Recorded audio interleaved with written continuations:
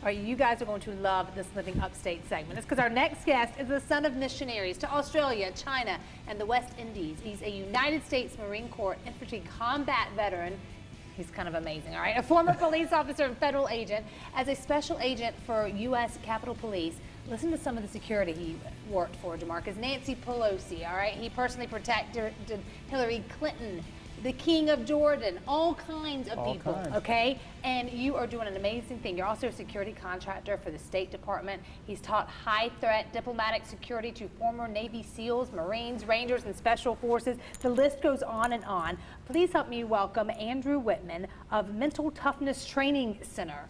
We're so excited to have you here. Yeah, I'm so pumped to be here. That's a resume. Right? It I is, mean, right? y'all, it's like even this much longer, but I want you to hear from him a little bit because you have written a book called 7 Secrets of Resilience for Parents. Right, that's the latest book, 7 Secrets of Resilience for Parents. Well, I love hearing from you as someone with this much stuff that you've done to say you think parenting is the hardest job It's the toughest job ever. Like I spent most of my life, you know, living in horrible conditions, making my living with a gun, you know, serving the country. And I'll tell you, that's way easier than raising 3 kids. Yeah, I was going to say, what is the connect from being like a Marine and protecting all these very important people and putting your life on the line? And now you're just like, well, parenting is actually much, much harder. It is, and it's because we're so emotionally invested in our kids. Like every parent, it's like already ingrained in us that we want our kids to have the best experiences in life. Yes. And so every time that there's even a hiccup, it's like emotion on steroids. Like the highs are super high and the lows are super low, and so we're just so attuned to them having a great life that it could just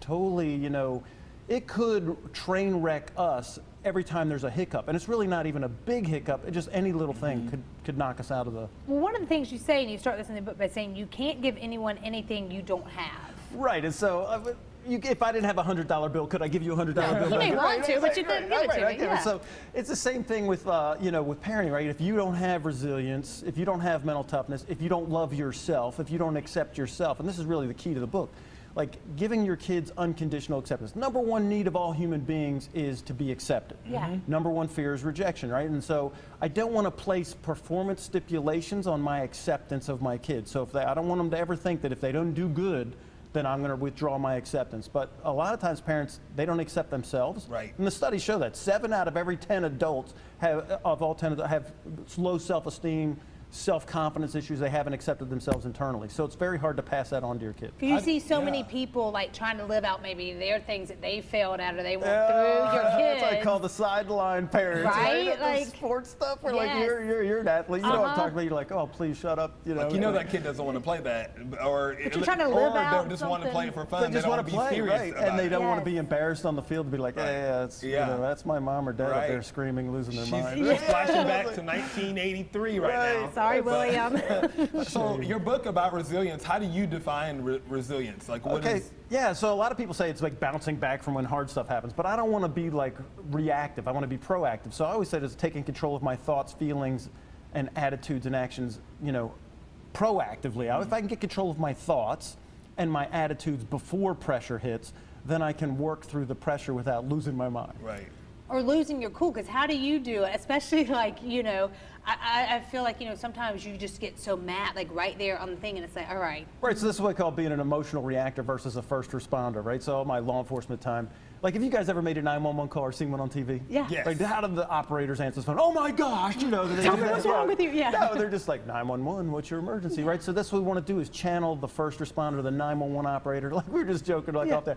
If your child comes home with like a 50 on a chemistry test, like, first thing I'm going to ask is channel the 911. What's the emergency? Like, there's not an emergency here. Let's not freak out. Right. Let's figure out what we need to do to fix it and move forward. But most of the time, like 99% of the time, it's really not an emergency. Only if it were the final. Then you may be in trouble. Even then, I mean, like, take the class again next year. Yeah. You know, or maybe it's time for you to go into biology instead of chemistry, right? So, you know, this is a lot of, you know, stuff that the parents do. We freak out over something that we really shouldn't be freaking out about. Do you think that you have obviously a unique perspective, being someone whose your job is to, you know, protect other people, but also to kind of sit back, watch things, and be very attentive. And you can't freak out if you're protecting someone. Right. You know And I really got a hold of my emotions because, like, so I was, running Nancy Pelosi's detail. Right, you're in the car and someone cuts you off in traffic. You know what we normally do, be like, hey, you can't because she's in the back with a dignitary or whatever. So you got to be like totally like nothing even happened. Cool. So Right. yeah, like that was where I really first started to learn to like, and then I was like, well, if I could do it here,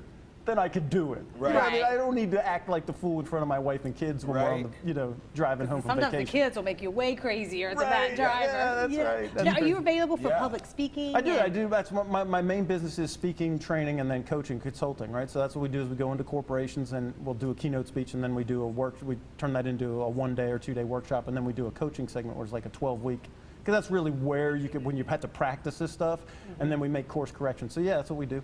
All right, getwarriortough.com. Look it up. It's going to be good stuff. Thank you. So nice. Thanks for having me. Very See cool. you. Thank you.